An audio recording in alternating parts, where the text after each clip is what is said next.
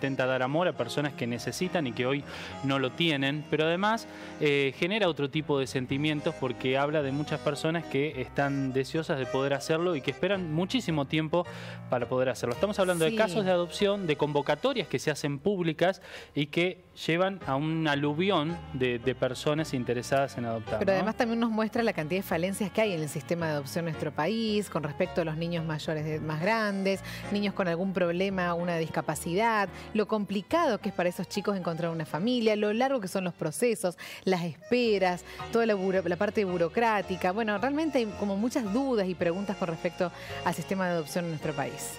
Los reclamos son reiterados y muchas veces escuchamos, el sistema no es eficiente. ¿Funciona o no funciona? ¿Qué es lo que hay detrás de eso? Bueno, hoy vamos a ocuparnos de ese tema y en el último café tenemos invitadas. Nos acompaña la concejal Andrea Petroni, que además ha sido impulsora hace algún tiempo de una campaña que ha tenido relevancia nacional, que es la campaña de los pañuelos rojos. Ella nos va a contar y nos va a recordar de qué se trata. Y también está con nosotros Yanina Moreno Zamanillo, que es especialista en temas que tienen que ver con la niñez, con la adolescencia. Además ha sido ex secretaria de Niñez, Adolescencia y Familia en la ciudad de Río Cuarto también. Muchas gracias. Buenos días, gracias por la invitación. Bueno, ¿qué pasa con el sistema de adopción? ¿Es un sistema eficiente? Si me preguntás a mí, yo en el recorrido de los años que uno ha transitado con estos temas, la verdad que no es eficiente aún. Y creo que por ahí el Poder Judicial siempre va como a destiempo de todo lo que son estas causas que son más que nobles, ¿no? Porque como vos decías, Martín, tiene que ver con el amor, con un acto de amor de una familia. Creo que hay ahí un desfasaje que se debería estar debatiendo, discutiendo en el Poder Legislativo, pero digo, en las primeras esferas del Poder Legislativo, porque todavía sigue habiendo muchísimos niños que están a la espera de una situación de albergue, de protección, de cuidado, y muchísimos papás, familias, para hablar de configuraciones familiares, esperando durante años y que a veces hasta se pasa la edad generacionalmente para poder hacerse cargo como tutor o guarda de esos niños. Entonces, digo, ahí hay un gris que también el Estado ha ido buscando herramientas como es esto de las familias de acogimiento, pero que no termina de alcanzar, si se quiere, por esos grises que todavía tiene la ley, ¿no? Claro. Entonces, bueno, quedan entrampados los chicos en este sentido. ¿Y por qué se dilata tanto una decisión de un juez para decir, bueno, este chico va a tener una familia y esta familia es adecuada para tenerlo? Yo creo que tiene que ver más con una cuestión de mirada, de lo que es el aspecto familiar. Todos los temas en familia, por lo menos en nuestro país, son siempre muy demorados. Y ahí terminamos vulnerando los mismos derechos de los niños. Lo que tratamos de impulsar o garantizar se termina vulnerando. Me parece que son los tiempos que no condicen con la realidad social. Claro. Entonces se pasa el tiempo de los niños y se pasa el tiempo de los papás. Porque pasan años. Yo el último dato que tenía, lo tendría que actualizar, pero era que en Río Cuarto hay más de 600 familias en el RUA en lista de espera. Claro, solo en Río Cuarto. Solo en Río Cuarto. Es una ciudad mediana del país. Imaginemos lo que es a nivel país. Bueno, Andrea, lo decíamos, usted advirtió esta situación en algún momento e impulsó esta campaña que fue conocida como la campaña de los pañuelos rojos, que imagino, por la repercusión que tuvo a nivel nacional también, le habrá permitido conocer muchas historias de este tipo, ¿no? Sí, nosotros personalmente nos comentan, nos mandan mensajes, cada uno comparte la situación, que por un lado me parece excelente esa repercusión porque hay un espacio en la página que nosotros tenemos que la gente quiere contarnos sus historias, que también está bueno para desmitificar lo que es la adopción. Entonces, que pueda ser un hecho realmente feliz y quieren contarlo. Le faltaba un espacio para contar, soy adoptado, soy mamá adoptiva. No había nada que congregara. No había nada que se pudiera expresar. Pero nosotros hemos sido críticos, bien como dice la licenciada, y yo creo que hay, en los pasos burocráticos intermedios, es donde, porque recordemos que el juez, para declarar el estado de adoptabilidad, tiene que primero, hay pasos administrativos, las medidas de revinculación. Está bien que cuando se modificó el paradigma y se hizo hincapié en el niño y no en el adoptante, creo que algunos organismos, inclusive la misma justicia, tiene demasiado celo en proteger los derechos del niño. Claro. Y porque siempre recordemos que los tratados internacionales siempre hablan de la vinculación con la familia biológica del niño. Entonces, hasta últimas instancias se trata de seguir revinculándolo al niño, cuando muchas veces uno ya sabe de entrada que no va a dar resultado esa vinculación. Con gente de su propia familia. Buscando la familia extensa, tíos, parientes.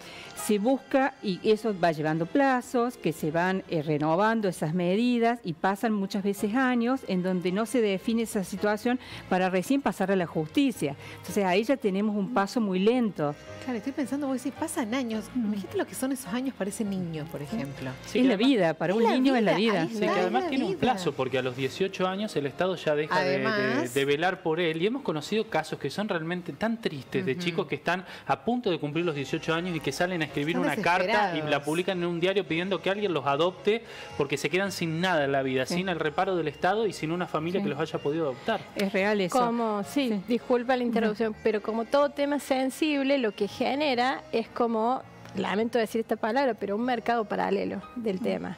Entonces, ante la desesperación de adultos esperando esta situación, empiezan a buscar cualquier tipo de opción, que no está bien, pero los plazos, como bien decías vos, tienen que ver con con las mismas leyes que se han sancionado de niñez. La ley nacional, la 26061, cuando se pide una medida excepcional para retirar niños de la familia de origen, establece un plazo de 2 años para poder ver si podemos fortalecer esta familia para que vuelva a la familia de origen. Imagínate que en 2 años se tiene que estar trabajando con ese niño que quizás quede en una familia de acogimiento o en los hogares que están tratando de sacarlos para generar la desinstitucionalización, pero que aún siguen vigentes, que también por ley no deberían existir. Entonces hay un proceso de medidas que no se toman y que el juez, bien decías vos, cuida todos estos aspectos para no quedar tampoco en una situación de ilegalidad. ¿Y qué pasa con los casos particulares, como hermanitos, como algún niño con alguna enfermedad? Y lo que se debe contemplar respecto a la ley es que los adultos que adoptan un niño, ver la posibilidad de que adopten los hermanos, situación que no se da, y a veces no tiene que ver con una cuestión de egoísmo, sino con una situación socioeconómica, porque hay que tener condiciones que también las evalúan los trabajadores sociales y los psicólogos para ver si a lo mejor adoptan a uno, pero tiene 3 hermanos. Imagínate que no es lo mismo llevarte a tu hogar un niño que 4. Y también las edades influyen en esto, porque también hay que ser sincero que todas las personas buscan adoptar a los más pequeños. Sí, en eso, discúlpame, pero cuando uno se inscribe para adoptarse, para ser adoptante, uno se inscribe, hay determinados subregistros que se llaman. Sí. Es hasta 1 año, hasta 3, hasta 10, con hermanitos, con enfermedades. Uno ya cuando se inscribe ya determina. Se pueden modificar, porque todos los años hay que renovarlo, uno puede modificar. Pero ya uno está dentro de un grupo, un subregistro. Y generalmente, como decía ella, todos son para hasta 1 año. Porque muchas veces tienen esa concepción de que el niño, si es bebé, uno lo puede criar como su familia. Cuando cualquier niño que le falta amor, porque muchas veces viven esas situaciones, que nosotros, por eso decía, los testimonios de la gente que ha adoptado chicos grandes, hermanos, grupos de hermanos, son fantásticas las historias. No solo es transformador para ese niño, sino para la propia familia. ¿No? Totalmente. ¿Y qué planteabas vos con la campaña del pañuelo rojo? Nosotros tenemos 2 ejes fundamentales de modificación del Código Civil. En uno, que ya está presentado el proyecto, porque hablamos del Código Civil, tiene que ser la Cámara de Diputados de la Nación para presentarlo, porque hay que modificar una ley de fondo.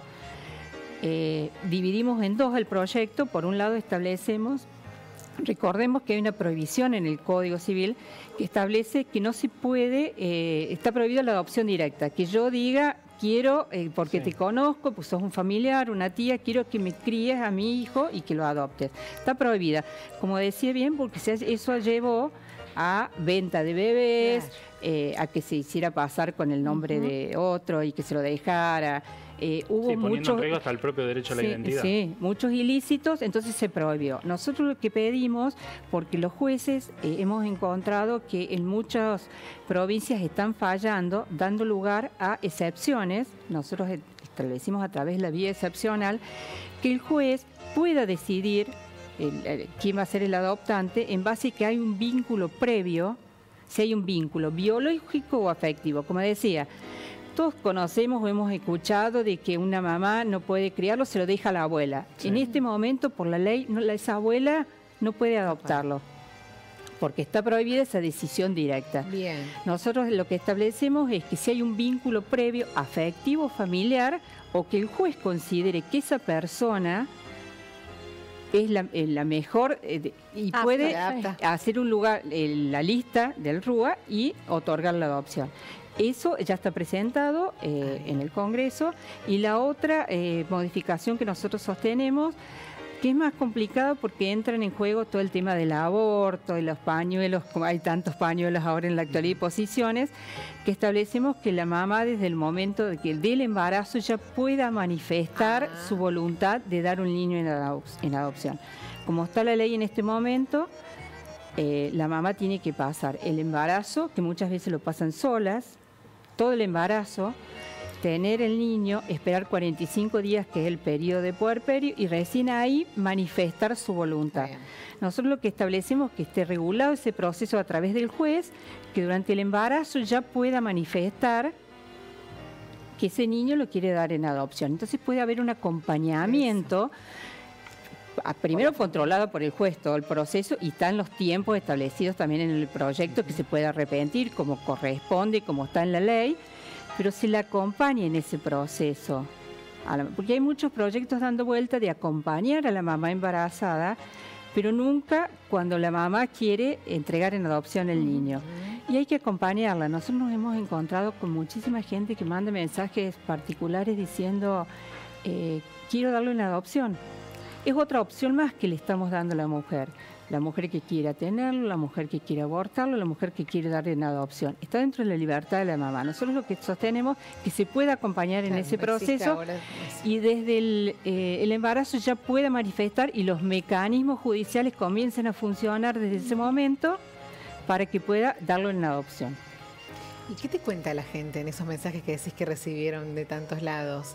Y de todo, historias realmente maravillosas. Nosotros acá en Río Cuarto también tenemos familias que han adoptado grupos de hermanos, como decía, fueron por una convocatoria y se encontraron con 5 y dijeron, ni lo pensaron, ni lo dudaron. Y adoptaron a los 5, o decir, yo estoy orgulloso de que me adoptaron. La familia adoptiva también dice, el proceso ha sido fantástico. No nos hemos encontrado, gracias a Dios, con gente que no, nunca más adoptaría, sino al contrario.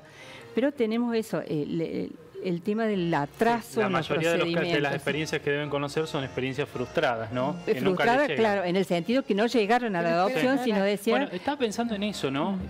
¿Cuál es la evaluación o qué es lo que pesa a la hora de evaluar que hace dilatar tanto los tiempos? Y algunos casos resonantes y famosos, por ejemplo, Marcelo Polino, el periodista de espectáculos, durante mucho tiempo renovaba todos los años, hacía el trámite, presentaba, hasta que dijo, no, me cansé porque está claro que nunca me van a dar un niño y yo lo único que quería era darle amor y poder ayudar a alguien desde mi mejor posición económica. Se cansó y no lo presentó más. ¿Qué es lo que evalúan que a una persona le dicen que sí y a otra que no? A una familia le dicen que sí y a otra que no. Yo creo que más allá de la normativa y los criterios y requisitos que hay que cumplir para acceder a estas medidas, también hay que ver en qué juzgado uno cae. Lamentablemente hay que decirlo, porque todavía hay un tema de prejuicio acerca de las familias homoparentales que quieren adoptar y de las personas solas, como si no pudieran o no tuvieran las condiciones para poder hacerlo, y en realidad sí se puede. Si aparte previamente a eso hay un peritaje psicológico, no es que se define y no, hay que pasar varias... Los niños se andan regalando, ¿no? Exactamente. Me parece que también de esto que no se habla por esta mirada que sigue siendo de alguna manera patriarcal, de familia convencional, donde pensamos siempre en el hombre y en la mujer, hay muchos jueces que todavía tienen una mirada que es retrógrada en ese sentido. ¿Hay provincias donde estas cuestiones, estos trámites sean más ágiles? Porque también escuchamos muchos casos de familias que dicen, no, estamos inscritos en el registro, pero en la provincia de Santiago del Estero o en la provincia de Corrientes, como si eso les despertara una esperanza de que el trámite puede ser más rápido. Sí, hay provincias donde se avanza más rápido. Mira, en todos los temas que tienen que ver con infancia, Córdoba siempre estuvo atrasada, en esos términos de derechos del niño. Siempre adquirió como después, pero te digo después, hablamos de décadas.